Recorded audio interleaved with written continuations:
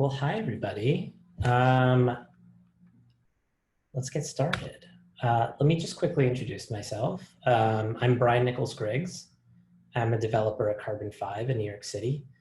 We're a product consultancy, and we work with companies of all different sizes to build really quality software. We'll have a Q&A after this, so if you have a question you'd like to ask, you can throw it into the Zoom Q&A chat for now.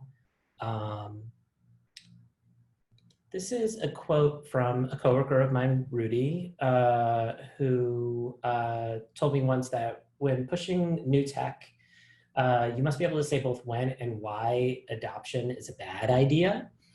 And so with that in mind, I want to talk about React and its landscape in the 2020, what's available, what's good to use, how it's good to use it, that kind of thing. So just saying again, hi. And let's dive right in. First, I want to talk a little bit about state generically in a React tab. Really, if you know React well, you know that props distribution is kind of like the big thing that's going to be what you're going to be doing just about every day on a React app. I'm going to assume you know what some of these terms are because this talk is going to focus more on how these solutions compare to each other. But on pretty much every project, I think you'll find some amount of what's called props drilling in dealing with how to handle props.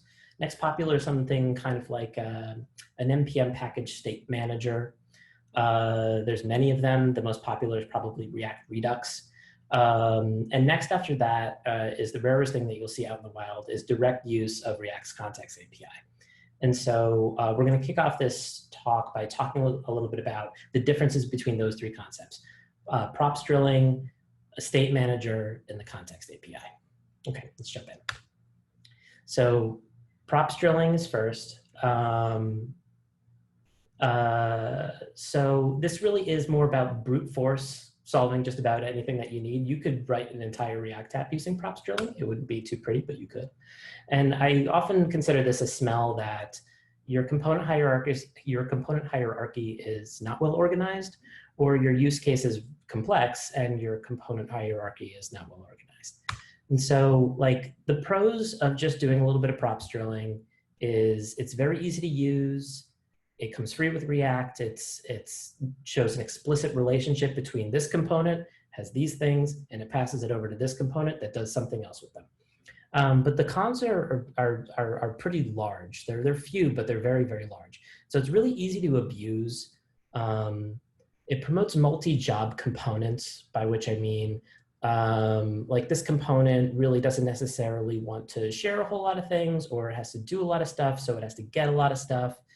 And the third one is the big one, is that it creates these very over-dependent relationships. And so let's take a look at kind of like how that plays out.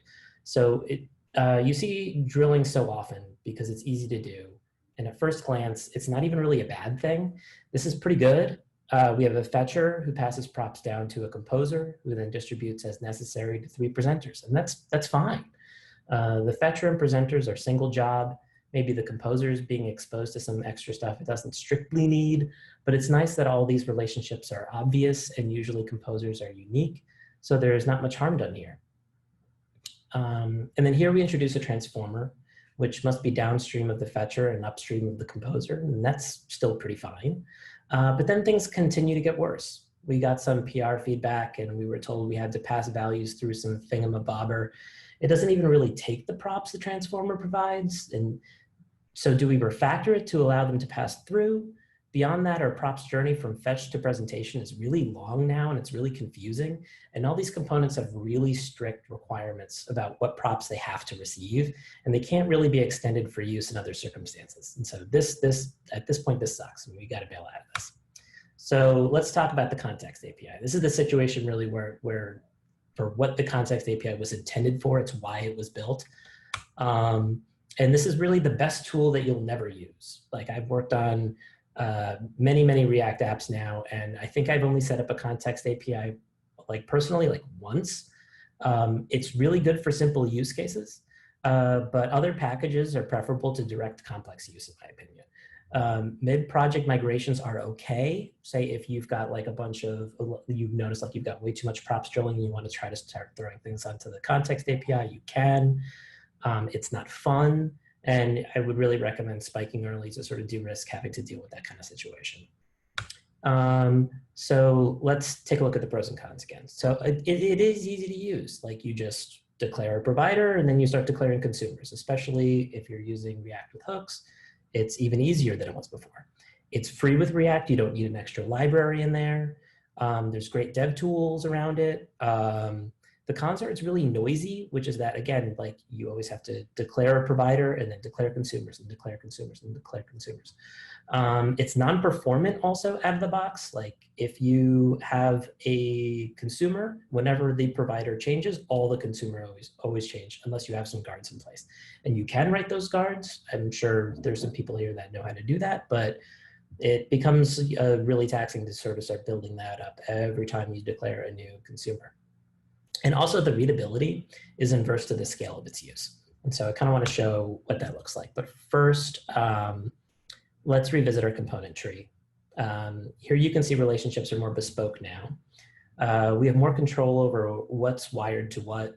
The caller, our composer function, now is unaware of the fetcher. We've decoupled them, which makes the caller more extensible. But when we say non-performant, what do we mean? Well, whenever a provider re-renders, all consumers re-render, regardless of if they have to. There are some solutions to this, like memoizing functional components or implementing should component update or other guards. But like I was saying again, like that ends up being a lot of work for the devs to build and then also maintain and test. And doing this work at a large scale is really ad hoc, and then it ends up starting to feel a little bit like React Redux. You start wondering, like, am I rebuilding like a library right now? And what do we mean by readability is inverse to scale? So basically that long distance relationships are hard. A problem that you see in one presenter may in fact be related to a provider in a faraway place. And this is why we often see recommendations that the distance between consumer and provider not get too large. The component looks portable when it's not. It will blow up if it's called outside its provider, actually. And probably most people have seen that error at some point, hopefully just in a test. But it also gets more and more magical, where things just work and you'll make updates thinking nobody else will care, only they do. And some seemingly totally unrelated integration test fails and you have no idea why. It's not a great situation. And this easily happens on large teams. So now we get to start talking about Redux, which is over-engineering for smart people, as a friend of mine told me once. So here's the pros and cons for it. It's kind of a long list. So React Redux is highly performant. That's the main thing that people love about it. It has fabulous tooling. The React dev tools is some of the best dev tooling I've ever seen. It's got lots of docs. It scales well. It's HOC and hook agnostic. So regardless of what your project is using, it's going to fit in really well. But the cons, again, are small but big. It's very confusing. It's got lots of ceremony around it. The Redux starter kit has made that a little bit easier, but still, it does require a lot of discipline. And the big one at the end is that it requires manual cleanup as well. So React Redux uses the context provider pattern, just like we did when we set this up ourselves. So this setup is already going to look familiar to everybody. The big difference is our consumer is armed with a selector, which guards our presenter so that it only bothers with changes it actually cares about. And that's where the massive performance boost comes from. Most components work fine without it. There are many situations where this guard would be absolutely necessary for your app. And again, React Redux isn't the only way to achieve this. It's not doing anything especially interesting under the hood, but it is taking care of for you, which is really nice. All this comes at a cost. The full life cycle of Redux state is a really big journey, so hold on for a second. First, you need a component that can make a payload of some kind and tag it with a magic string action type. Those are all combined by action creator into an action object. It's sent by a dispatcher to the Redux store, which finds a reducer that cares about this kind of action. The action handler gets run, new state gets made. We're not done. Subscribers are notified. Some selectors get run to see if the subscriber actually cares about the change. and the new state props are merged with the consumer's own props, and also its dispatch props. And then the consumer is actually updated and re-rendered. This is like a lot. It's a lot. So if you thought big provider context created code-based paranoia, Redux is worse. There's advanced IDEs will help this immensely, like it's almost required. But especially in big projects, you still need to be very diligent about socializing what actions are available, or you create a situation where the left hand doesn't know what the right hand is doing and duplicative code starts to grow really, really fast. I'd recommend you consider keeping a README of your Redux store so people can easily see what it does and doesn't do, and forcing people to update it as part of a PR. But that'd be yet more overhead to your already busy Redux flow. Like that's a big downside. So Redux is really powerful. It's awesome. I love it. It's performant and makes code super portable and shields your presenters from business concerns really well. But its overhead makes it a bad solution for most kinds of state. And so we can talk about that more in a little bit. It also makes you responsible for a lot of stuff. State is housed at the top of your app, and unmount will not naturally clear the state. Normally, if you have a component that gets unmounted and then remounted, all that stuff will get reinitialized for you. You don't have to worry about it at all. But with Redux, that's not the case. And this causes a lot of extra hoops you need to jump through to handle returning to a view that has been visited, and can cause a lot of bugs if you're unaware of or forget about this. It's a godsend for state that you do want to hold on to, or do want to cache somewhere, maybe in local storage or in a session object somewhere.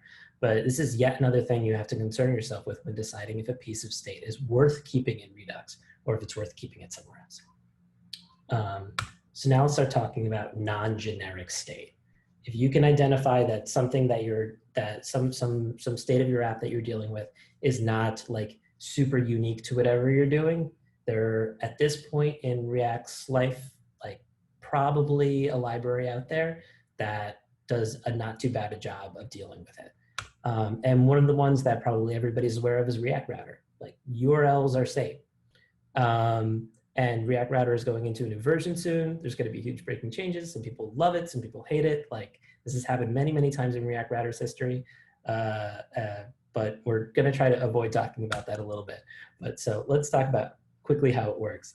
React Router also uses context. It's nothing we haven't seen before. What's interesting is that it parlays with browser history to keep both in parity with each other. And that's really cool because the URL becomes state that we can hook into and use. And so that means that REST frameworks are back on the menu. I remember React, what is it? Redux React Router, I think it's called, is still kicking around. I tried to use it before too, because this feels like application state. This is something that happens like really, really high up in your app. But React Router continues to be kind of like your best bet, though there are some other options if you want to try them out. You don't have to duplicate params, basically, if you start using React Router. And the best part, too, is that you can use params, which means shorter URLs. Like, that's really the big reason why to use REST as opposed to query params. Root params can also feed into Redux selectors, which is really, really great. So actually, even though I have had this inclination, probably many other have, of trying to throw URL state somewhere into Redux, React Router and React Redux work really, really well together. And especially once you start using hooks, it gets really, really easy to use. So it's really, really not bad. But under the hood, I mean, React Router is just handling a part of your state that you really maybe take for granted, which is all your URLs and your params and all that. And you can do a lot of really, really great stuff with React Router to avoid having to manage all this state yourself. Final Form is a library that I really like to use for forms. Formic is also available too. There's I think there's one more that's really popular that's escaping me at this point. But form state is another big thing that's really, really hard to get right on your own, and it's definitely non-generic. There's an HTML API that we can liaise with, and we probably have to hedge very closely to. There's industry terms that have become really, really popular lately, and so this isn't something that you really want to have to rebuild on your own. One of the first things that you learn probably when you first go into React Redux is, how to set up a controlled component. And now people don't really think about that all that much anymore because they either use Formic, React Forms, or Final Form. So here's all the concerns that this is really taking care of for you. How does it handle calculated inputs? Or how does it initialize with known values? Or how does it present user errors or user progress? And how do I handle client-side validation? And then also like understand server-side validation as well. Like Final Form and Formic, they all take care of that for you. So my big recommendation is to not try to do this on your own. And the pros are really that they're also highly performant. They have selector guards in place already. They have a very expressive API. Both packages are HSCN hook agnostic. And the cons really are just that they're all in or an all out mentality. Like you can't be like half using it. You kind of commit to it. They're also a little annoying to test. There are strategies that are making this easier to do. Definitely using the React testing library makes this easier than something maybe like Enzyme.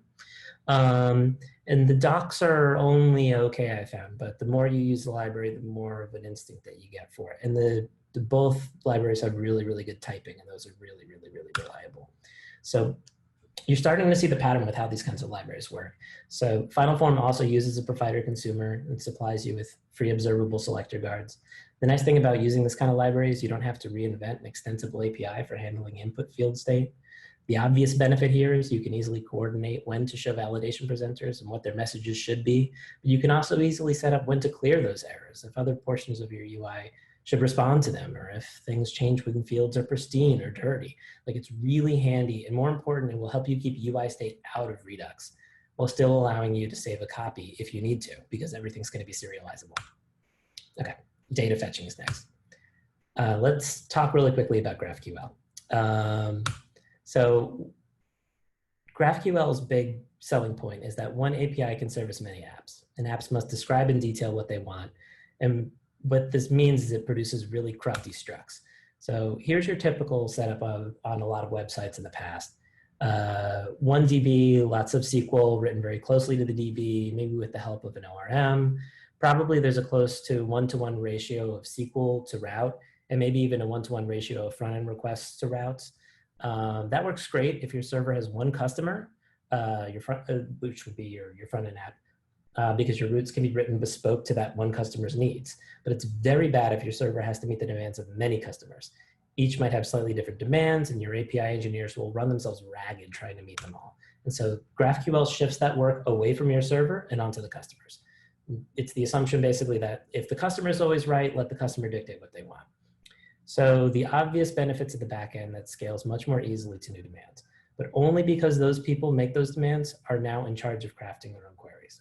That could be something both parties enjoy, or only one party enjoys, or no parties enjoy. Before moving to GraphQL, I really recommend having a conversation about what everyone's pain points actually are. If this new tech will ease those pains, and if it will possibly introduce new pains of its own.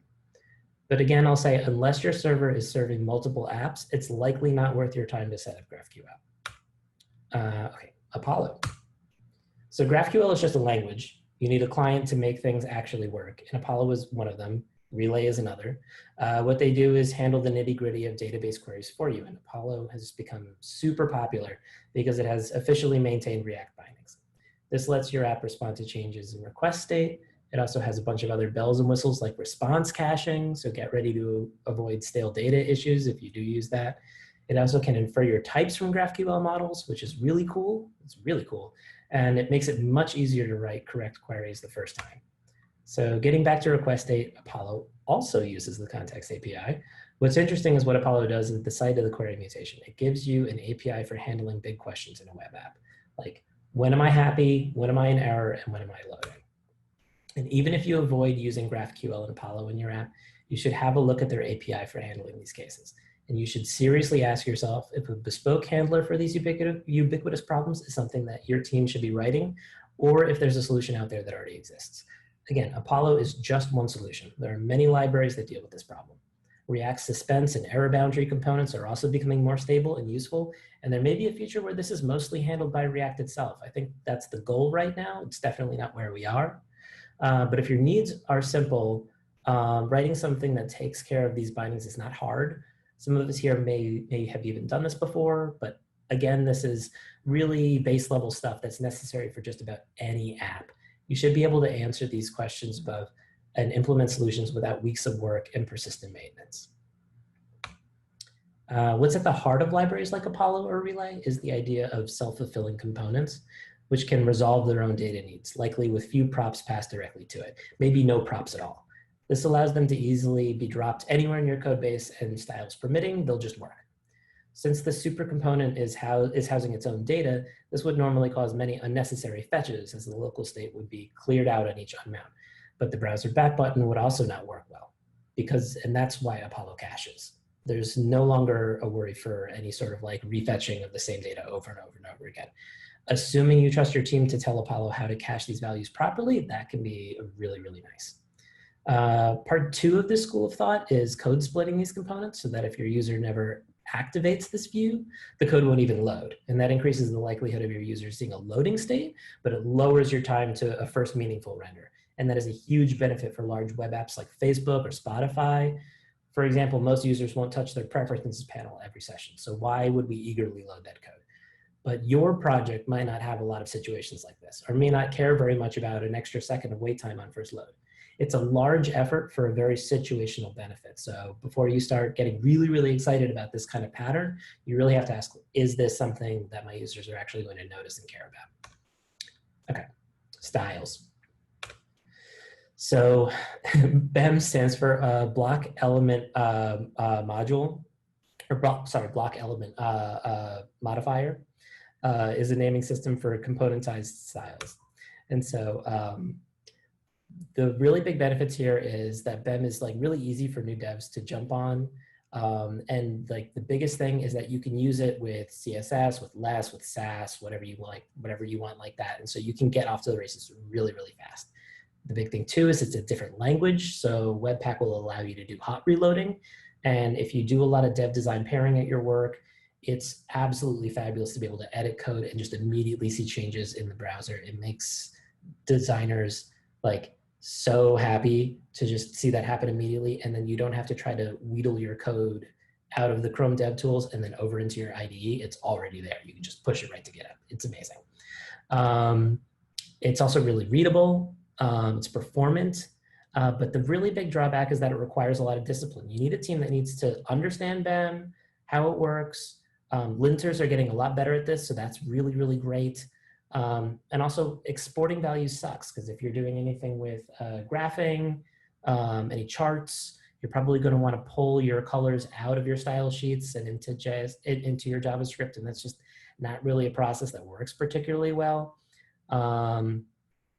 And also it describes inferred relationships. So usually you're trying to like map props into a string that then your SAS can understand. It gets slightly ham-fisted in some more complicated situations. So let's talk a little bit about CSS and JS. So the big pros here is that there are no leaked styles in CSS and JS, supposedly, if it's set up properly.